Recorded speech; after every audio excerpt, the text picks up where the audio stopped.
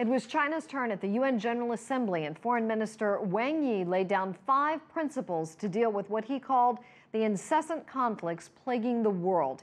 He also addressed the threats posed by terrorism, Ebola, climate change, and poverty. CCTV's Nathan King joins us live now from the UN. Nathan.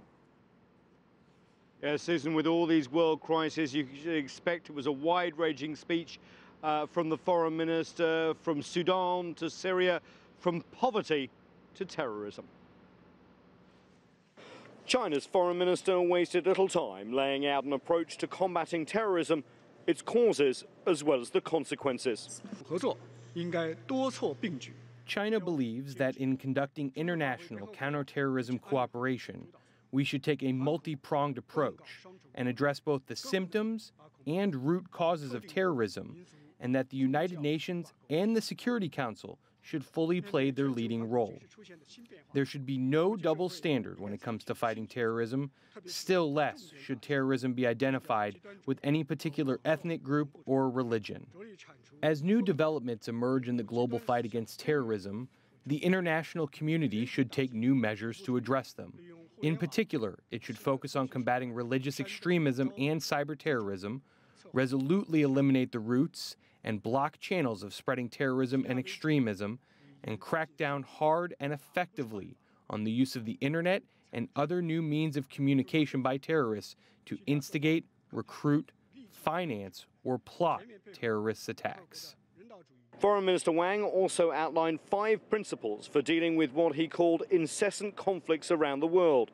Seek political solutions, accommodate the interests of all parties involved, promote national reconciliation, uphold multilateralism, and support regional organizations to solve issues. He also urged the UN to do more to tackle the Ebola epidemic raging in West Africa, and said China will continue to be a brother and a partner to the African people. The foreign minister was optimistic about prospects for a global deal on reducing carbon emissions next year, and on Syria and South Sudan, Wang called for immediate ceasefires. In Ukraine, respect for all ethnicities. He also urged Israel to stop building settlements on land claimed by Palestinians. And on Iran, Foreign Minister Wang said talks over a nuclear deal had reached a crucial stage, and he said any deal should be fair and balanced. We haven't mentioned Asia yet. This has been overshadowed, Asian issues at this UNGA, but Foreign Minister Wang did mention them, especially the DPRK and the situation on the Korean Peninsula. He reiterated a call for the resumption of 6-party talks, stalled after missile launches and nuclear tests from the DPRK. He also called for the continued denuclearization of the Korean Peninsula. He also welcomed the recent political moves in Afghanistan towards a national government of unity as well. But generally, this whole UNGA has been dominated, Susan, by anti-terrorism, Ebola, and climate change, not an Asian focus at all. Certainly a lot of news coming out of the UN. Nathan, what about the meeting that UN Secretary General Ban Ki-moon had with Minister Wang? Yeah, exactly. They actually had a meeting just after his speech here in the General Assembly behind me. Wide-ranging topics, but they know where China can help here at the United Nations.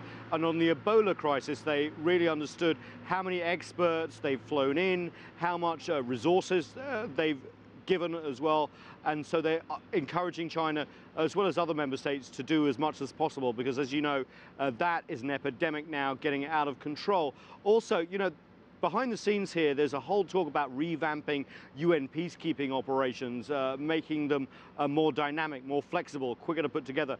China has really given a lot to UN peacekeeping operations over the last few years. They are now the biggest contributor of troops in the permanent 5 members of the Security Council. So that was one big thing that UN Secretary General Ban Ki-moon wanted to make clear to Foreign Minister Wang, that you need China, we need more, help us make it more flexible, more robust, and do its job better than we have done in the past. Nathan King reporting live from the UN. Thank you for that.